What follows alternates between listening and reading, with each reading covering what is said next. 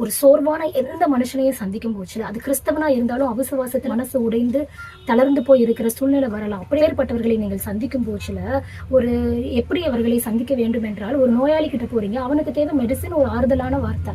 அதை விட்டுட்டு உங்க நோய் தான் பெருசு, உங்க நோயை விட இல்ல அவனுக்கு பெருசு, இல்ல உங்க நோயை விட என் நோய் பெருசு, அப்ப எனக்கு கூட கொஞ்சம் அவனுடைய மனசு தளர்ந்து போக தான் நேரிடும். நீங்க ஏசாயா 35 அதிகாரம் 3 வசனம் 4 வசனம் வாசிக்கலாம். தளர்ந்த கைகளை திடப்படுத்தி தள்ளாடுகிற முழங்கால்களை பலப்படுத்துங்கள். மனம் பதறுகிறவர்களை பார்த்து நீங்கள் பயப்படாதிருங்கள், திடன் கொள்ளுங்கள். இதோ உங்கள் தேவன் நீதியை சரி கட்டவும் உங்கள் தேவன் பதிலளிக்கவும் வருவார்.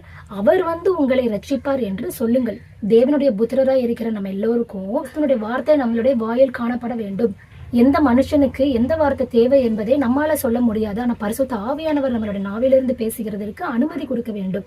உங்களால 4 வார்த்தை நல்லா பேச முடியலனா அந்த இடத்துக்கு நீங்க போகாம இருந்தா கூட ரொம்ப நல்லது.